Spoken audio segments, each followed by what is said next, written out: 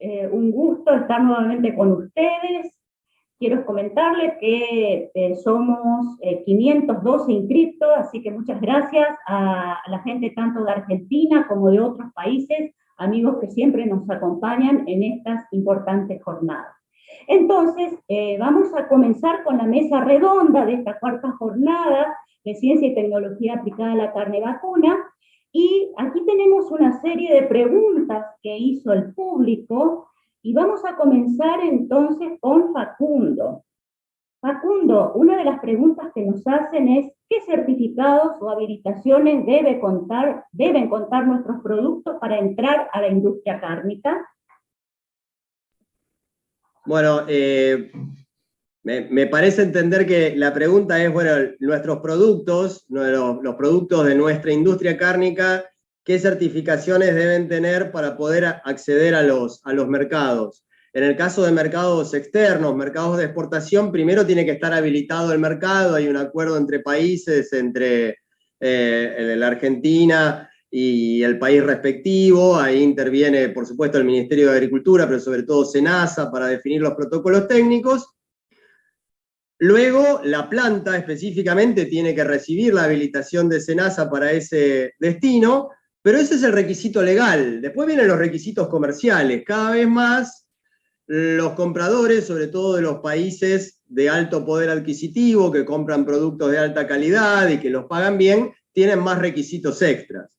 Y ahí es donde piden alguna certificación privada de inocuidad. En general en los frigoríficos la que está más difundida es BRC, y cada vez más los compradores del primer mundo, por decirlo así, exigen certificaciones, por ejemplo, de bienestar animal, donde, como comentábamos hoy, la norma por excelencia es la norma del North American Meat Institute, la llamada norma NAMI.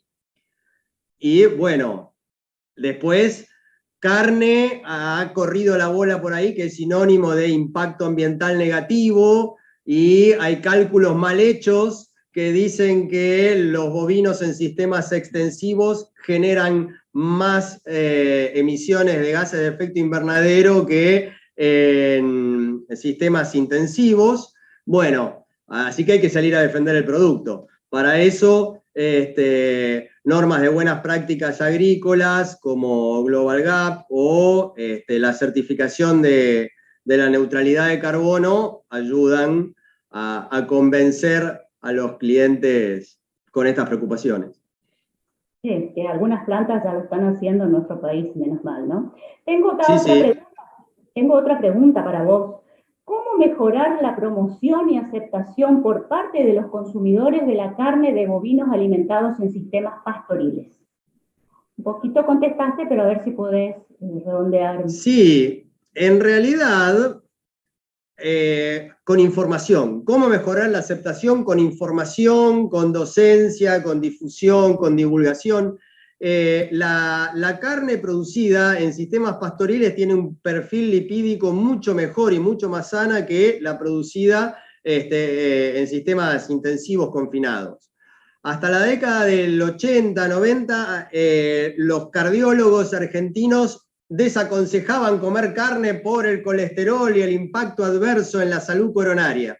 Hasta que la doctora Pilar García, del INTA Castelar, empezó a hacer ensayos locales, porque toda la información que usaban los cardiólogos era información extranjera, publicada y generada en el exterior, pero con otros sistemas de producción. Y vimos que la carne pastoril no solo no era tan mala como se decía, sino que era bastante buena.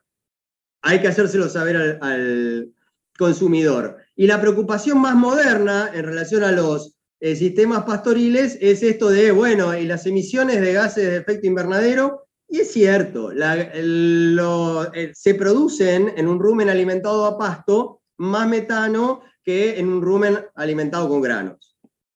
Pero en general, los granos no se producen al lado del feedlot. Primero, si metemos en la cuenta el impacto ambiental de la agricultura que hay que hacer para producir los forrajes que se consumen en el feedlot, la cosa cambia. Si metemos el impacto ambiental del flete desde donde se produjeron los granos hasta las instalaciones del feedlot, la cosa cambia. Y además, el vacuno que eructa emite metano, pero vive rodeado de plantas y sin hablar de un sistema silvopastoril, que sería lo ideal.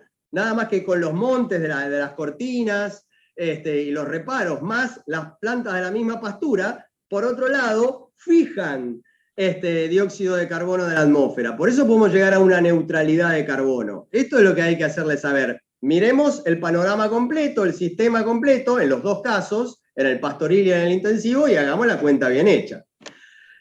Volvemos al ciclo de la fotosíntesis, ¿no es cierto? Bueno, Sí.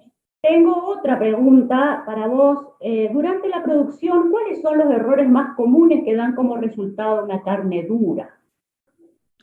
Bueno, en general, justamente los aspectos vinculados a la falta de bienestar animal, sobre todo en el encierre previo a la carga, en el transporte, bueno, y en la descarga también, pero la pregunta hacía referencia específicamente a la producción primaria.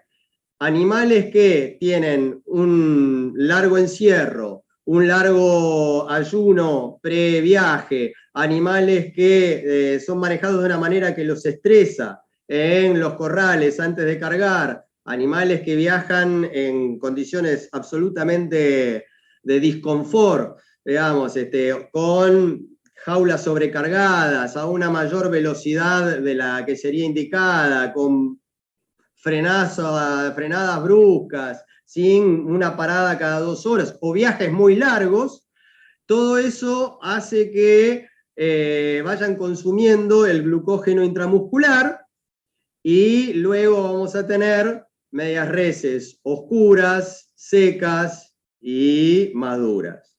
Y no es esa oscuridad del envasado al vacío que cuando abrimos la bolsita enseguida se produce la reacción química y vuelve el color rojo brillante. Es oscuro tirando a negrito y así queda. Bueno, entonces, y por otro lado, las aplicaciones en el campo de antiparasitarios, vacunas y otros productos inyectables, cuando son inyecciones mal dadas o con una aguja sin filo porque usan la misma para 10 mangadas, eso va generando hematomas.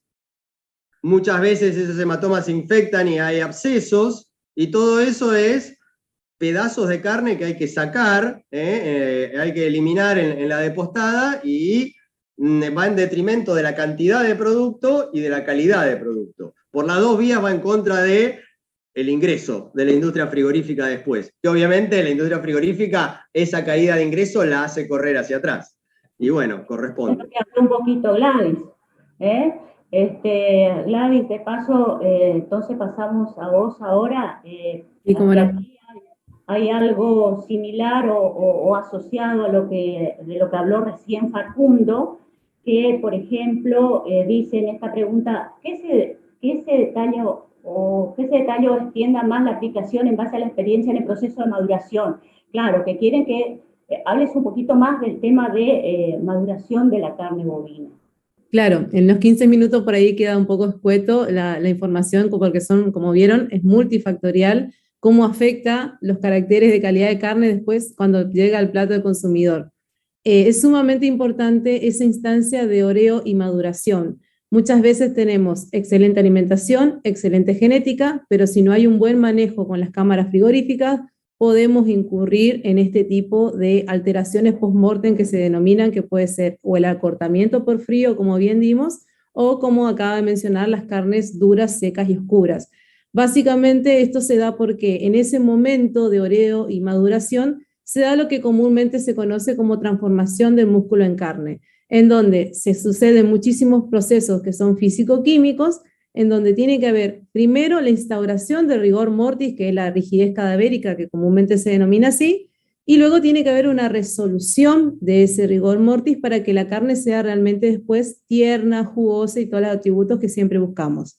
Si nosotros no respetamos un tiempo de oreo de aproximadamente entre media hora y una hora, en un lugar en donde tenga una ventilación forzada, en donde tenga una temperatura entre 13 y 20 grados centígrados, con el objetivo de que esa temperatura, que la carne que venía con 37 grados centígrados del animal vivo, vaya disminuyendo progresivamente. Cosa de que cuando nosotros metamos después esa res en una cámara frigorífica, evitemos dos cuestiones importantes. Uno, que es el acortamiento por frío que mencionamos, y otro que es la condensación. Si nosotros metemos algo caliente en un ambiente muy frío, sabemos que va a haber condensación, esa condensación van a ser gotas o vapores que van a ir hacia el techo de las cámaras y luego va a volver a caer en forma de gotas sobre la misma canal. Entonces ahí no solamente vamos a tener carnes duras, sino también probablemente haya cierta contaminación microbiológica de esas carnes. Entonces por eso es importante el manejo, sobre todo en tiempos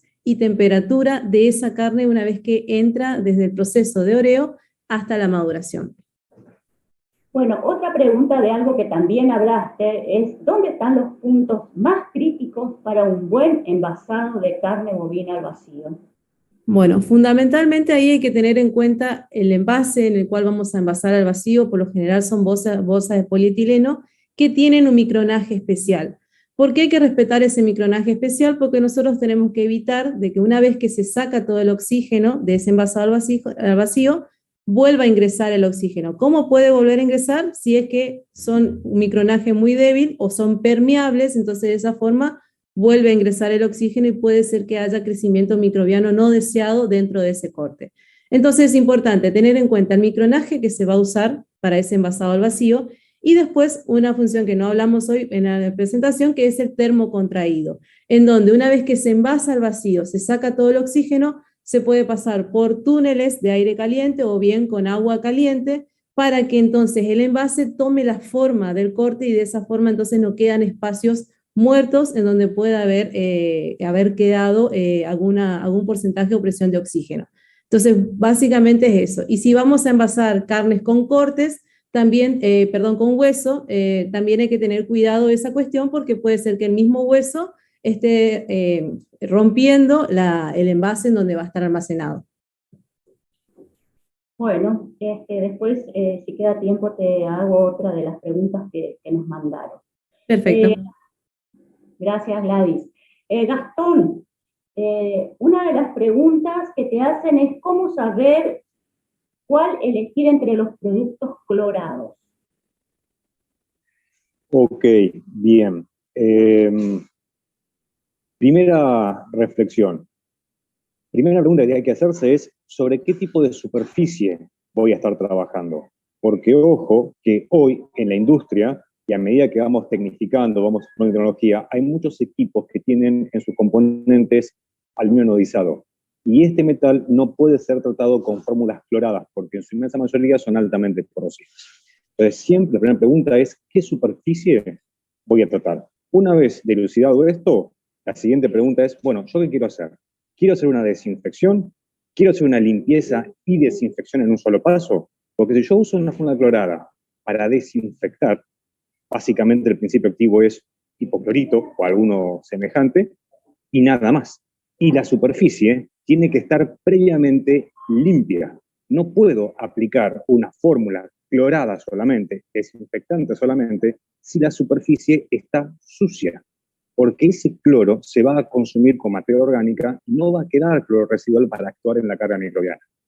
Si entonces la necesidad es limpiar y desinfectar con una fórmula clorada, habrá que buscar un producto que en su formulación tenga, además de cloro, algún agente detersivo, tensioactivos, o bien que tenga un agente alcalinizante. Y la tercera reflexión sería, bueno, ¿qué tipo de activo, o sea, qué tipo de cloro? Una fórmula líquida, por lo general, trabaja en base hipoclorito, pero también existen productos sólidos que están formulados con dicloro isocianato de sodio. Una vez que yo disuelvo la fórmula líquida o la fórmula en polvo o en pastillas, el activo que genero es siempre el mismo, ácido hipocloroso. Va a tener los mismos pros y los mismos contras. La diferencia entre una fórmula líquida y una fórmula sólida, es decir, un hipoclorito versus un dicloro isocianato de sodio, va a ser la estabilidad. Una fórmula base hipoclorito promedio tiene 6 meses de aptitud. Un dicloro tiene 24 meses, 36 meses, según el tipo de formulación. Es mucho más estable la temperatura y a la luz solar. Eso sería, digamos, el algoritmo para elegir rápidamente qué producto clorado sería el más adecuado. Bueno, y acá tendría que haberte hecho primero esta pregunta. ¿Productos químicos biodegradables óptimos para la limpieza? Ok, bien, bueno, justamente un clorado no sería para eso el más adecuado. Hoy existen alternativas a estos productos. Entonces, uno cuando evalúa esa necesidad tiene que pensar no solamente en biodegradabilidad, es decir, que pueda ser eh, descompuesto por el medio ambiente, sino también de qué recursos estoy partiendo. Entonces, uno puede tener un tensioactivo biodegradable, pero que no sea de origen natural. Hoy existen tensioactivos que son derivados de activos vegetales. Entonces, utilizo fuentes renovables en lugar de usar un derivado de petróleo, ¿sí? Entonces, es un poquito más amplia la formulación. En el caso de Spartan, tenemos un producto que limpia y desinfecta en un solo paso, que está justamente elaborado a base de esta clase de tensioactivos de origen vegetal, y el activo biocida queda a cargo del peróxido de hidrógeno. Entonces, acá tengo una descomposición del activo del peróxido de hidrógeno, luego de la acción en agua del oxígeno molecular, y a su vez el tensioactivo que es biodegradable. ¿Sí? O bien optar por fórmulas limpiadoras, donde nuevamente los tensioactivos sean biodegradables. Y después, yendo más allá, insisto, de si es o no biodegradable, el concepto de sustentabilidad, también pensar en operaciones y en formulaciones que me hagan fácil el enjuague, que me hagan ágil, que no me consumen excesivos volúmenes de agua, porque esto es un tema no menor. Exactamente. Bueno, y por último, otra pregunta para vos. ¿Cómo validar para determinar la frecuencia del POES operativo? Ok, siendo purista, cuando yo hablo de validar, tengo que caer en la microbiología, ¿sí? Y respecto a la frecuencia, bueno, habría que conocer un poquito más la operación, ¿sí? ¿Qué tipo de producto estoy elaborando? ¿Lo de un producto crudo que fue sujeto a un proceso de cocción? Si hablamos de un corte de carne simplemente, o hablamos de un derivado, no sé, un fiambre, un jamón cocido. Hecho la operación de limpieza y desinfección, hago el análisis microbiológico en base a los indicadores que a mí me interesan evaluar, y respecto al tiempo, bueno, habrá que ver. Es medio difícil de verlo, porque yo tengo que hacer la limpieza luego de cada proceso, ¿sí? Entonces lo que tengo que ver es, para cada tipo de proceso, qué tipo de limpieza voy a hacer y cuál es el estado microbiológico. Y si yo por frecuencia me digo, ¿cuántas veces a la semana puedo repetir mi limpieza? Si la puedo hacer una vez día por medio, ahí yo no estoy de acuerdo. O sea, no sé si estoy entendiendo bien la pregunta, ¿sí? O sea, si hablamos a la frecuencia, tiene que ser luego de cada operación. Obviamente, según el tipo de proceso, veremos el tipo de limpieza, ¿sí? Quizás ahí la persona que hizo la pregunta, si está en la sala, le pido que me amplíe un poco más. Bueno, tenemos poquito tiempo. Ok, no hay problema. Después podemos ver si volvemos con la misma pregunta. Alberto, vamos con vos. ¿Cómo definir un sistema de clasificación de la carne de bovino para ingresar a mercados más competitivos? Bueno, buenas tardes a todos. En realidad, el sistema que nosotros tenemos definido y que está funcionando en el país en particular, como los que funcionan en otros países, que son similares, con cada uno tiene una aplicación y tal vez tiene alguna particularidad.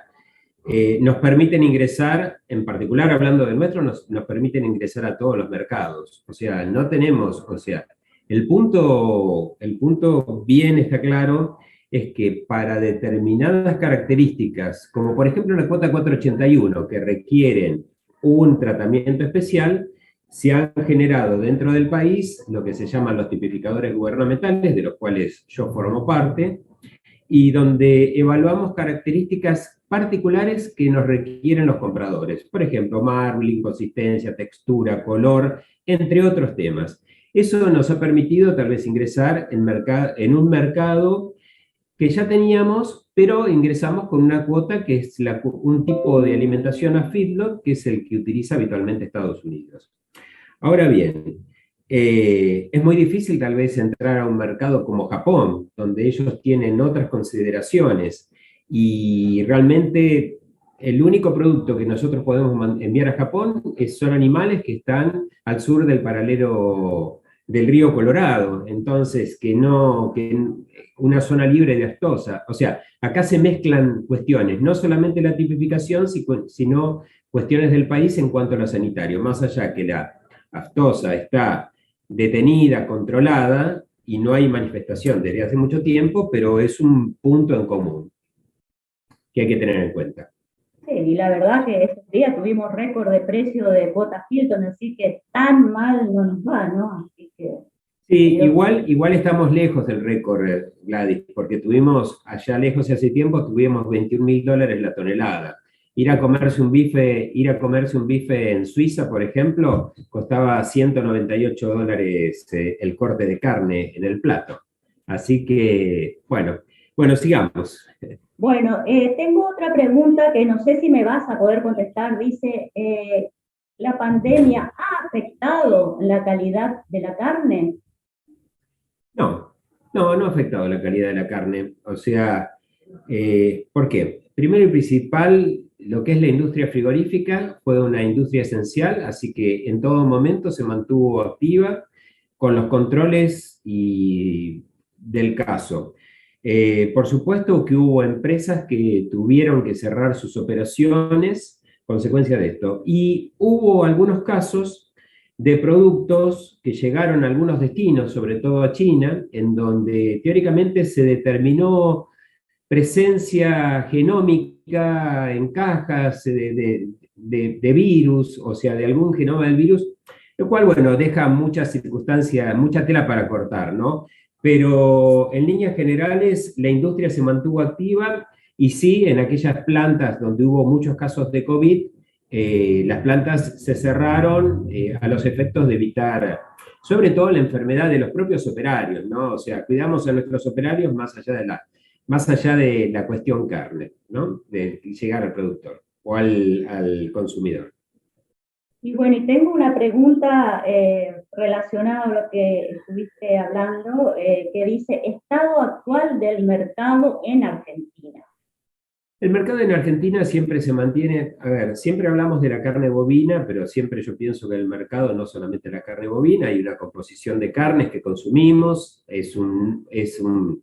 la cantidad de kilogramos que se consume en Argentina es alto, indudablemente ha bajado el consumo en la carne bovina porque tiene un costo importante, pero también está dado por, lamentablemente, muchos de los salarios que tenemos son flacos y entonces este tema de la carne tiene un costo realmente importante.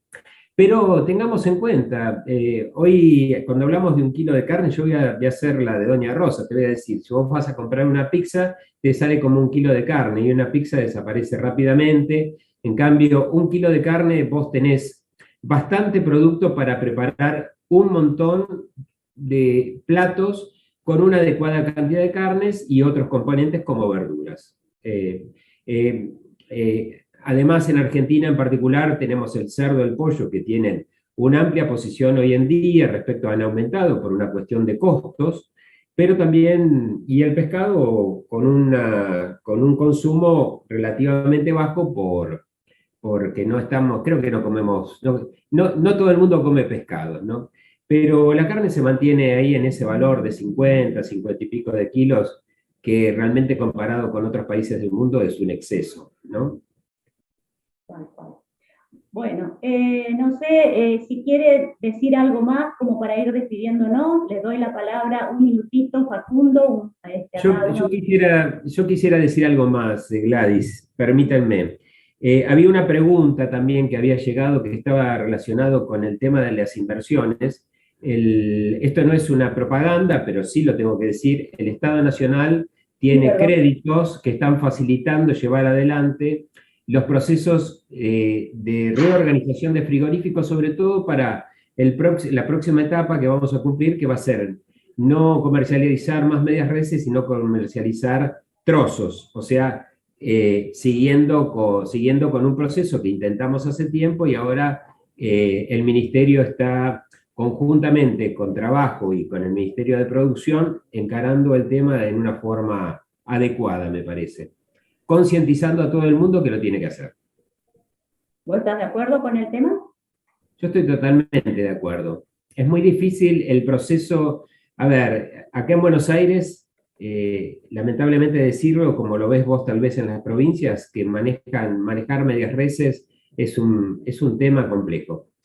Pero fíjense, más allá de la cuestión sanitaria, que tal vez es la que más nos interesa a nosotros, esto está devenido también por trabajo, o sea, porque las normas internacionales dicen que los kilos que una persona puede operar y de acuerdo a la frecuencia con lo que los opera, o sea, los monta en su espalda o los lleva, los iza y los levanta y los transporta, tienden a ser cada vez más chicos. De hecho, vamos a poner un caso claro. Las bolsas de harina antes pesaban no sé cuánto, ahora pesan 20 kilos. O sea, todo ha disminuido justamente para que el ser humano evitar todas estas cuestiones relacionadas con problemas de la ART que nos ampara a los que estamos formalizados, ¿no? Sí. Yo veo un poco difícil con el tema de hacer las instalaciones de sierras de cuarteo, pero bueno, no, por supuesto que es lamentable que una persona esté cargando con 100 y pico de kilos encima, ¿no? Bueno, chicos, para ir cerrando, un minutito Facundo, un minutito Gastón, Gladys, perfecto.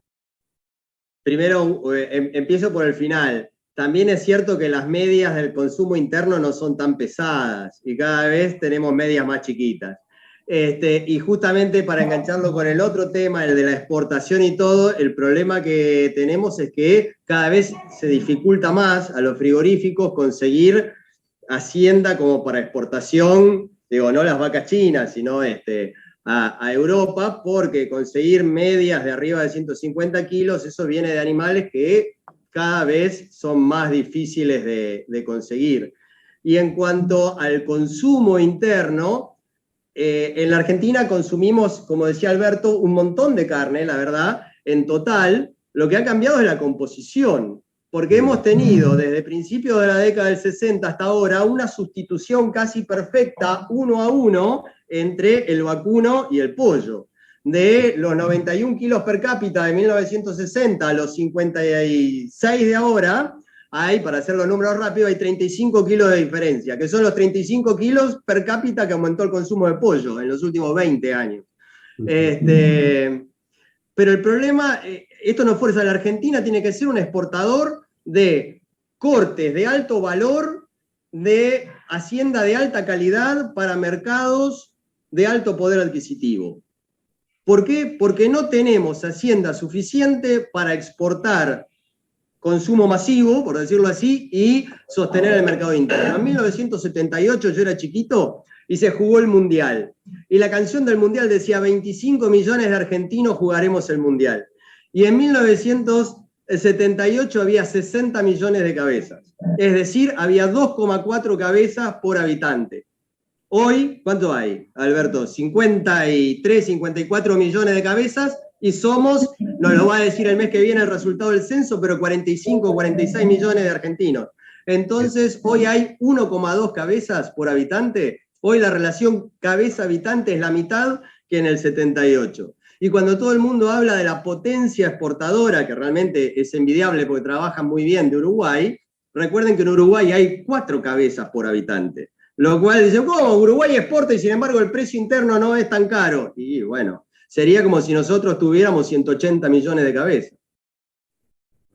Bueno, muy buena acotación. Gastón, perdón, Gladys, ¿querés cerrar con algo? Sí, bueno, como un poco resumiendo todo lo que mencionábamos y lo que decía Facundo, el interés del consumidor por saber qué está consumiendo es lo que también nos marca el norte, ¿no? Y por eso es importante conocer los procesos de que no solamente tiene que ver cómo tenemos al animal en el campo, sino todo el proceso y toda la cadena, que cada uno de esos factores va a intervenir directamente sobre la porción que vamos a consumir. Y no solamente de carne bovina, sino también, bueno, carne porcina y también la carne aviar. Y que el consumidor está exigiendo información y me parece perfecto que lo haga, porque entonces eso también orienta a las industrias hacia dónde tenemos que mirar, la información que tenemos que tener, y que por ahí no sea algo de especialista o de técnico, sino que, como decía hoy Alberto, la doña Rosa en la casa sepa que si compra una carne al vacío y que si la deja en el ambiente en 20 minutos va a comer un corte de seguridad, primero alimentaria, higiénica alimentaria, y segundo con una calidad totalmente deseada. Entonces también que eso llegue hasta el consumidor, ¿sí? A la doña Rosa de la casa. Muchísimas gracias. Bueno, gracias Gladys. Gastón, ¿querés cerrar con algo? Muy brevemente, para no correr el eje del tema que estaban tratando, que es por demás interesante.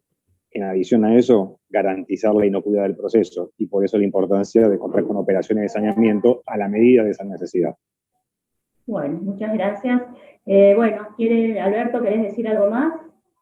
Yo agradezco a este conjunto de técnicos que somos nosotros, que nos hemos reunido para esto, y me parece una buena medida cada uno de los temas que nosotros tratamos y cómo llevamos adelante. Nos resultó escueto para muchos de nosotros el tiempo que teníamos para exponer, pero creo que hemos cumplido con lo que vos nos solicitaste cuando nos convocaste. Muchas gracias. Bueno, muchas gracias a cada uno de ustedes porque, bueno, se prestaron, porque estuvieron acá. Muchas gracias a todos los participantes que hicieron un esfuerzo para a lo mejor dejar de hacer algo para estar presentes hoy en esta jornada. Y muchas gracias nuevamente a Enfocofilm, a, por supuesto, Red Alimentaria, que, bueno, por darnos la posibilidad entonces de que nosotros desde la Facultad de Ciencias Veterinarias de la Universidad Nacional del Nordeste pudimos coordinar y moderar esta mesa. Y a todos, por supuesto, los disertantes, muchas gracias por el tiempo y muchas gracias por bueno, los conocimientos que han aportado hoy en su disertación. Bueno, buenas tardes. Creo que ahora Buenas viene... tardes. Buenas tardes. Gracias a ustedes.